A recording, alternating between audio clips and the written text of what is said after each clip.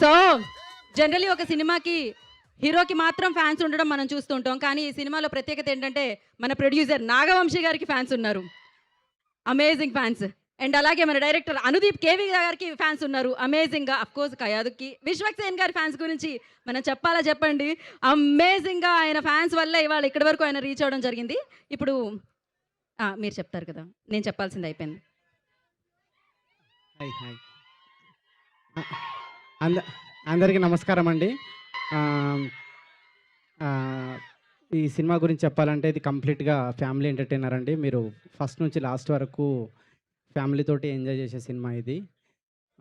నేను వర్క్ చేసిన విశ్వక్, కాయడుకి థ్యాంక్స్. ఇంకా థ్యాంక్స్ మీట్‌లో అందరి గురించి చాలా డీటెయిల్‌గా చెప్తాను. చాలామందికి థ్యాంక్స్ చెప్పేది ఉంది.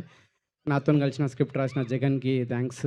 మాకు కెమెరామెన్ సురేష్, నేను తర్వాత భీమ్స్ గారు ఎన్ని ట్యూన్లు అడిగినా ఇచ్చినందుకు, తర్వాత మా ప్రొడ్యూసర్ నాగవంశి గారికి థ్యాంక్స్ చెప్తూ ఫిబ్రవరి 13 సినిమా రిలీజ్ అండి. మీరు అందరూ డెఫినెట్గా చూసి ఎంజాయ్ చేస్తారని కోరుకుంటున్నాను. Thank you. అయిపోయిందా అండి? ఓకే. ఒక్క నిమిషం. ఒక్క నిమిషం.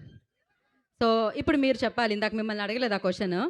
సో ప్రామిస్ డే రోజు మీరు నిజం చెప్పాలి. అదేంటంటే మీరు ఇప్పటికిప్పుడు మనసులో నేను నాగవంశి గారు అనగానే మీరేమనుకుంటున్నారు?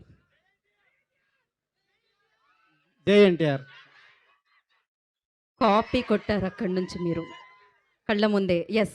ఇప్పటికిప్పుడు ప్రామిస్ డే కాబట్టి ఇప్పటికిప్పుడు నేను విశ్వక్సేన్ గారు అంటే మీరేమనుకుంటున్నారు? జై ఎన్టీఆర్. సరే. ఇప్పటికిప్పుడు కయాదు గురించి మీరేమనుకుంటున్నారు అని అడిగితే ఏం చెప్తారు? జై ఎన్టీఆర్. భీమ్స్ గారి గురించి? జై ఎన్టీఆర్. ఆదిత్య మ్యూజిక్ నిరంజన్ గారి గురించి? లేదు ఇప్పుడు వేరేది ఏదైనా ఇప్పుడు వేరేది ఏదైనా